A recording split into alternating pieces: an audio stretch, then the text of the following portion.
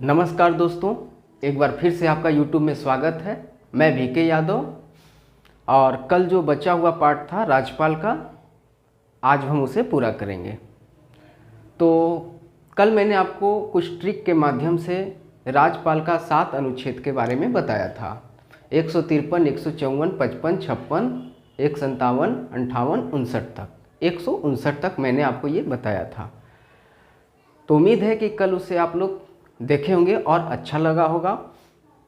तो आज हम लोग राज्यपाल की कार्यपालिका शक्ति के बारे में जानेंगे कि राज्यपाल की जो शक्तियां हैं उसके बारे में हम लोग आज समझेंगे कि राज्यपाल की शक्तियां क्या है। तो सीधे मुद्दे पे आते हैं कि राज्यपाल की शक्ति क्या है। सबसे पहले दोस्तों कि राज्यपाल की शक्ति में हम लोग देखेंगे क्या कि राज्यपाल की कार्यपालिका शक्ति, उसके बाद हम लोग देखेंगे विधायिका शक्ति, फिर उसके बाद हम लोग देखेंगे न्यायपालिका शक्ति और उसके बाद हम लोग राज्यपाल का देखेंगे वित्तीय शक्ति। तो चलिए शुरू करते हैं राज्यपाल की कार्यपालिका शक्ति। सबसे पहले मेरे दोस्तों राज्यपाल की कार्यपालिका शक्ति अनुच्छेद 153 में दिया हुआ गया था, जो कल हम आपको अनुच्छेद में बताया था। तो कार्यपालिका शक्ति के अधीन में राज्यपाल की कौन कौन सी शक्तियां आती है वो हम चर्चा करते हैं। सबसे पहले आप ध्यान दीजिएगा अनुच्छेद 163 163 में क्या लिखा हुआ है।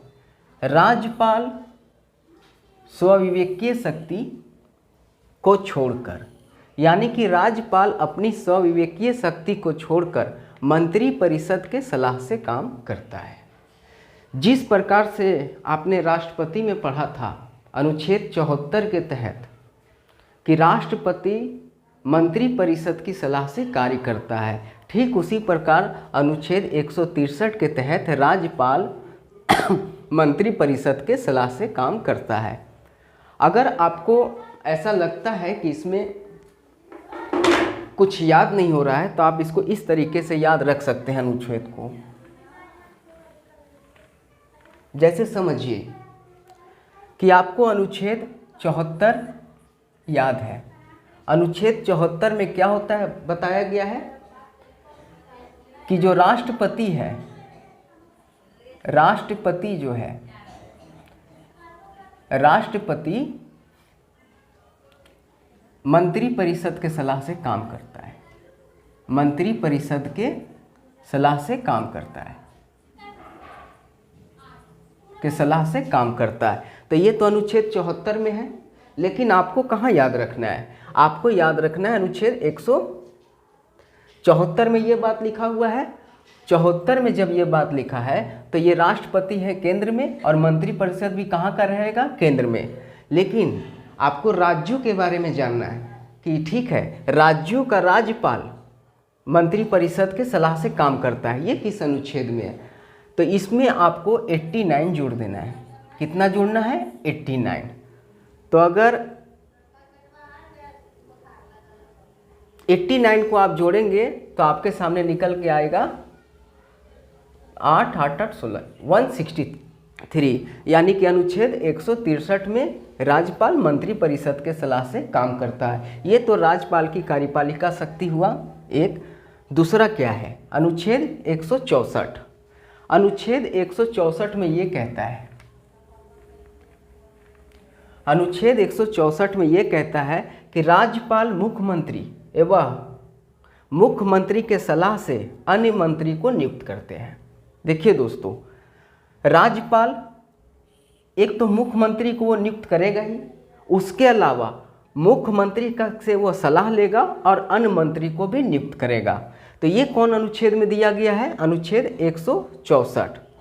और इसी के नीचे और एक बात याद रखिएगा कि राज्यपाल सभी मंत्रियों को शपथ दिलवाते हैं और मंत्री व्यक्तिगत रूप से किसके प्रति उत्तरदायी होते हैं? राज्यपाल के प्रति उत्तरदायी होते हैं। तो ये अनुच्छेद 164 में कहा गया है। तो ठीक उसी प्रकार से अनुच्छेद 75 में क्या होगा समझिए। ये तो अनुच्छेद 164 राज्यपाल के लिए है, राज्यों के लिए है। अब अनुच्छेद 75 में क्या कहता है? अनुच्छेद 75 में ये कहता है राष्ट्रपति प्रधानमंत्री को नियुक्त करता है। पहला बात तो आप ये समझिए कि राष्ट्रपति प्रधानमंत्री को नियुक्त करता है और प्रधानमंत्री के ही सलाह से, यानी कि पीएम की सलाह से अन्य मंत्रियों को नियुक्त करता है, अन्य मंत्री को नियुक्त करता है। तो दोस्तों, जो बात 164 में राज्यों के लिए लिखा हुआ है वही बात 75 में केंद्र के लिए लिखा हुआ है। तो कितना माइनस करें कि 75 आ जाएगा, देखते हैं।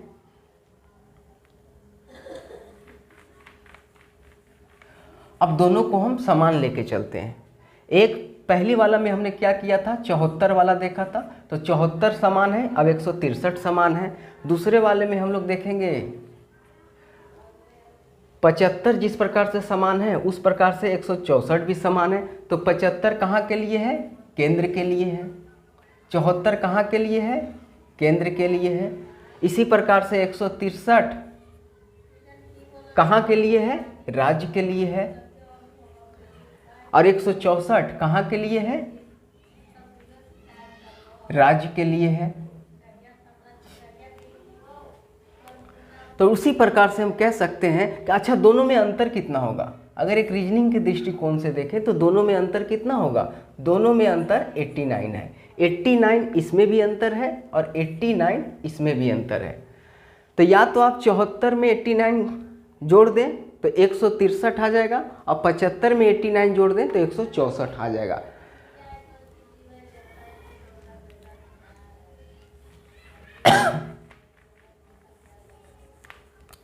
तो 164 जिस प्रकार से है ठीक उसी प्रकार से 175 भी है। तो 164 में -89 कर दें तो आपके सामने उत्तर होगा 75। जो बात 164 में राज्यों के लिए लिखा हुआ है वही बात 75 में केंद्र के लिए लिखा हुआ है। आइए अनुच्छेद 165 राज्यपाल, इसमें क्या लिखा है, राज्यपाल राज्य के महाधिवक्ता यानी कि एडवोकेट जनरल को नियुक्ति करता है वह उन्हें शपथ भी दिलवाते हैं। वह राज्यपाल के प्रसाद प्रयत्न रहता है, यानी कि यहाँ पर राज्य महाधिवक्ता की बात करता है। राज्य महाधिवक्ता को नियुक्त कौन करते हैं, राज्यपाल करते हैं। उसे शपथ कौन दिलवाते हैं, राज्यपाल दिलवाते हैं। और वह राज्यपाल के ही प्रसाद प्रयत्न अपने पद पर बने रहते हैं। तो ये तो राज्यों की बात है। उसी प्रकार से केंद्र में अनुच्छेद 76 साफ शब्दों में कहता है अटॉर्नी जनरल की नियुक्ति होगी। किसकी, अटॉर्नी जनरल की, जिसको महान्यायवादी कहते हैं। तो अनुच्छेद 76 में महान्यायवादी की नियुक्ति होती है। कौन करता है, राष्ट्रपति करता है। और ये भी राष्ट्रपति के प्रसाद प्रयत्न ही रहते हैं। तो अटॉर्नी जनरल अनुच्छेद 76 में है।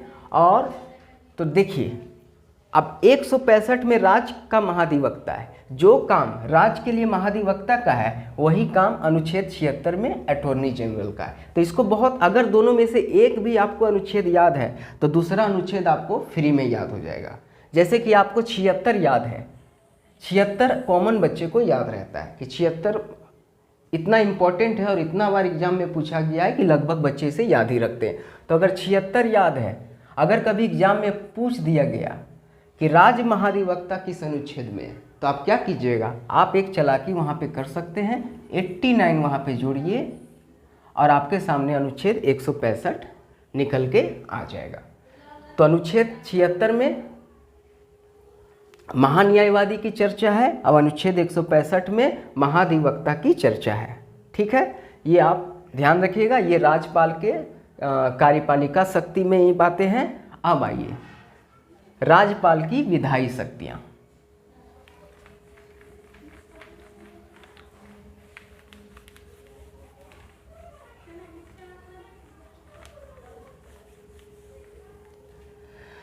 राज्यपाल की विधायी शक्तियाँ।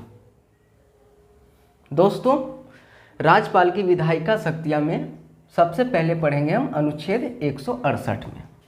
अनुच्छेद 168 को सबसे पहले हम पढ़ेंगे। अनुच्छेद 168 क्या कहता है? राज्य विधानमंडल की चर्चा है। तो बताइए कि संसद का किस अनुच्छेद में चर्चा किया गया है? 168 में तो राज्य विधानमंडल की चर्चा है, तो संसद किस अनुच्छेद में चर्चा होगा? बहुत आसान है, देखिए 168 है, इसमें लिखा गया है राज्य विधानमंडल की चर्चा है। उसी प्रकार से केंद्र में किसकी चर्चा होनी चाहिए? संसद की। आप इसमें माइनस कर दीजिए 89, यहाँ 9 आया और यहाँ 7 आएगा, यानी कि 79 अनुच्छेद में संसद की चर्चा है। उसी प्रकार से अगर आपको याद नहीं आ रहा है, अगर आपको याद है कि 79 में संसद की चर्चा है और आपको राज्य विधानमंडल की चर्चा किस अनुच्छेद में है और याद नहीं आ रहा है, तो 79 में आप 89 जोड़ दीजिए, आपके सामने 168 आ जाएगा। तो यहाँ से आप चीज़ों को अनुच्छेद याद कर सकते हैं, ये बहुत ही काम करेगा आपके एग्जाम में, आप इसे ज़रूर याद कीजिए। उसके अलावा राज्य विधानमंडल की चर्चा है, तो राज्य विधानमंडल में क्या क्या होता है? विधानसभा, उसके बाद विधान परिषद, उसके बाद राज्यपाल। जिस प्रकार से संसद के 3 अंग हैं, उसी प्रकार से राज्य विधानमंडल के भी 3 अंग हैं, विधानसभा, विधान परिषद और राज्यपाल। यहाँ तक आपको बातें समझ आ गई होंगी। आगे चलिए। राज्यपाल विधानमंडल द्वारा पारित विधेयक को स्वीकृति देता है। राज्यपाल विधानमंडल द्वारा पारित विधेयक को स्वीकृति देता है। अच्छा, राज्यपाल क्या स्वीकृति दे? देखिए, स्वीकृति देने पर वह कानून बन जाता है। अगर राज्य में कोई कानून बनाया जाता है तो सबसे पहले विधानसभा और विधान परिषद से पारित होता है। सबसे पहले बिल या तो यहाँ जाएगा या फिर यहाँ आएगा, ये दोनों जगह से कोई बिल पारित बनेगा और जैसे ही राज्यपाल उस बिल पे सिग्नेचर कर देगा तो वो क्या बन जाएगा? अधिनियमित हो जाएगा, यानी कि वो कानून बन जाएगा। तो जब तक राज्यपाल विधान मंडल द्वारा पारित विधेयक को स्वीकृति देता है तो क्या होता है समझिए, स्वीकृति देने पर वह कानून बन जाता है। ठीक है, स्वीकृति जब राज्यपाल दे देगा तो कानून बन ही जाएगा। एक बार पुनः विचार के लिए भेज सकता है। राज्यपाल के पास इतनी पावर है कि एक बार वह विधानसभा और विधान परिषद को उसके बिल को पुनः विचार के लिए वापस भेज सकता है कि देखिए आपके बिल में कोई खराबी तो नहीं है। फिर देखिए तीसरा नंबर में क्या कहता है? न स्वीकृति देता है और न इनकार करता है। राज्यपाल इस कंडीशन में बिल को न स्वीकृति देते हैं और न इनकार करते हैं। राज्यपाल की मर्जी है, वो चुपचाप रह गए हैं, न बिल के ऊपर कोई स्वीकृति दिए न वो इनकार किए। तो राज्यपाल की शक्ति पावर है तो वो ऐसा कर सकते हैं। किसी भी बिल को राष्ट्रपति के पास भेज सकते हैं। अगर राज्यपाल को ये समझ में नहीं आ रहा है कि हमें इस बिल के ऊपर सिग्नेचर करना चाहिए या नहीं करना चाहिए, तो उसकी इच्छा है तो वो बिल को राष्ट्रपति के पास भेज सकता है।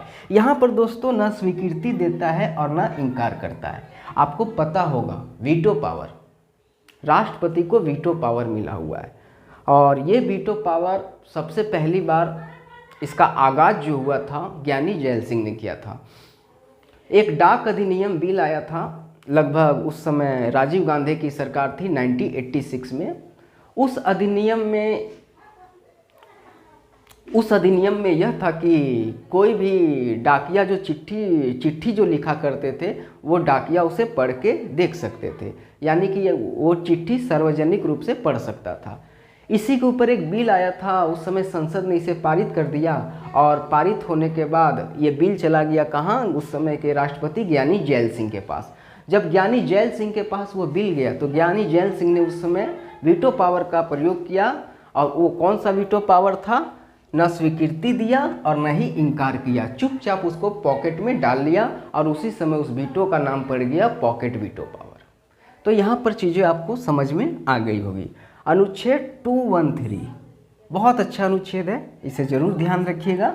राज्यपाल अध्यादेश जारी करता है। अध्यादेश, ऑर्डिनेंस। राज्यपाल अध्यादेश जारी करता है किस अनुच्छेद के तहत? पहला ही प्रश्न ये एग्जाम में पटकेगा आपके सामने। तो अनुच्छेद 213 में। अगर इसी से थोड़ा सा और घुमाया जाए प्रश्न को, तो ये भी पूछ सकता है कि राष्ट्रपति किस अनुच्छेद के तहत अध्यादेश जारी करता है?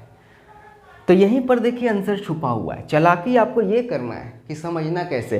213 राज्यपाल का अध्यादेश, और यहीं पर चालाकी आपको ये दिखाना है कि 123, यहाँ पर 213 में राज्यपाल का अध्यादेश होगा और यहाँ पर 123 में राष्ट्रपति का अध्यादेश होता है। 123 में राष्ट्रपति का अध्यादेश और 213 में राज्यपाल का अध्यादेश जारी किया जाता है। तो ये दोनों अनुच्छेद को आप जरूर ध्यान रखिएगा, बहुत बार पूछा गया है और पूछते ही रहेगा। आगे आइए। अच्छा, अध्यादेश क्यों लाया जाता है? क्या अध्यादेश का आप लोग मतलब समझते हैं?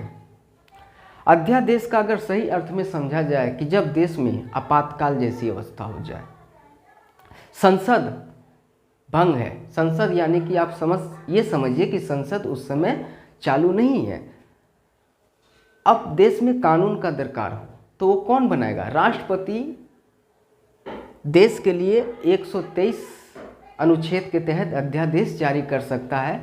अब अगर राज्य में विधानमंडल बंद है, काम नहीं कर रहा है, तो उस समय राज्यपाल अनुच्छेद 213 के तहत राज्य में अध्यादेश जारी कर सकता है।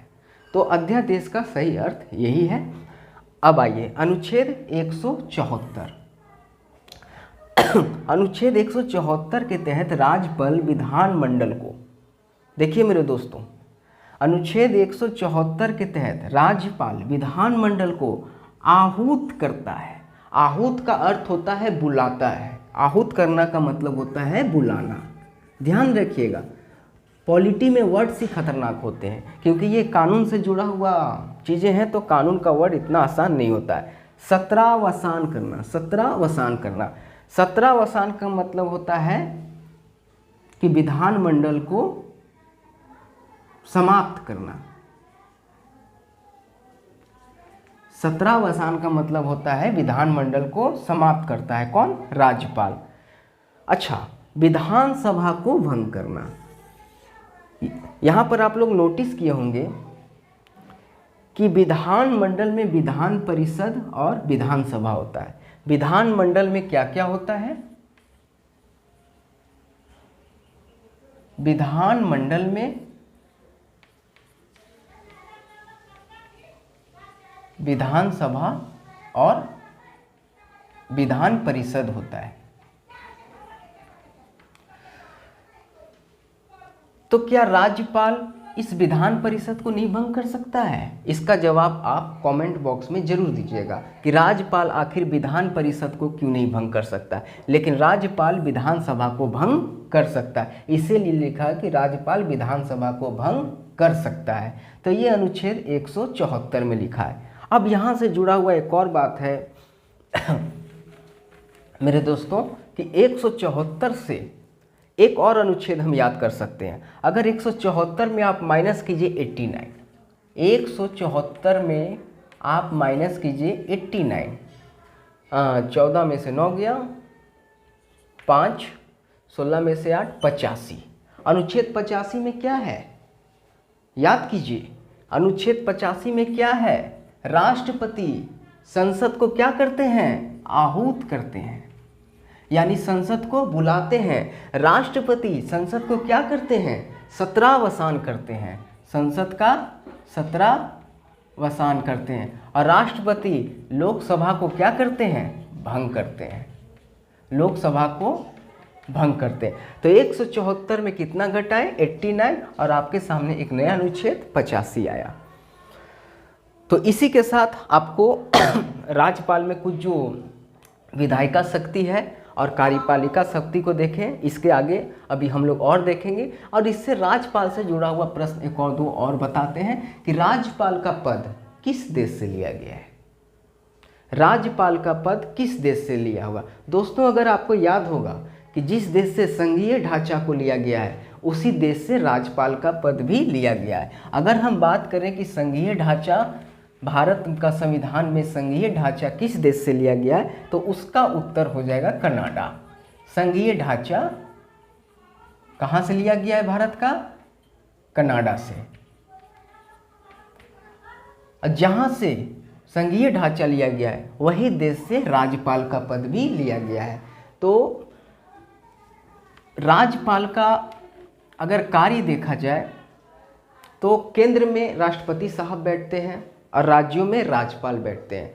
तो केंद्र और राज्य के बीच में सामंजस्य बढ़ाने के लिए, यानी कि दोनों की सहभागिता बढ़ाने के लिए राज्यपाल और राष्ट्रपति का होना बहुत ज़रूरी है। हालांकि कई बार राज्यपाल का पद एक विवाद भी बनता रहा है कि राज्यपाल नहीं हो तो भी अच्छा है, लेकिन ऐसा नहीं है दोस्तों। जो संविधान में अगर लिख दिया गया तो कुछ अच्छा सोच के ही लिखा गया होगा।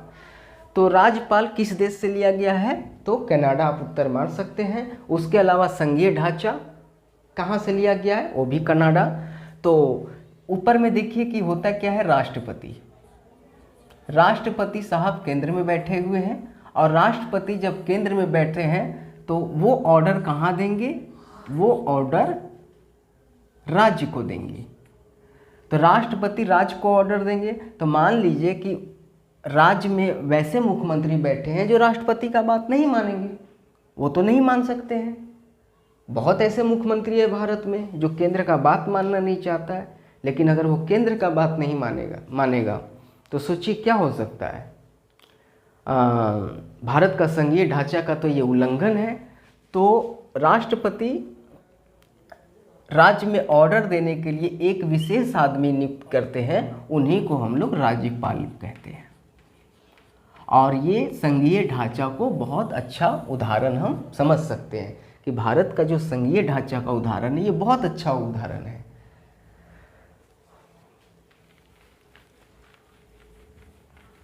ठीक है दोस्तों, आगे का वीडियो हम लोग अगले पार्ट में देखेंगे।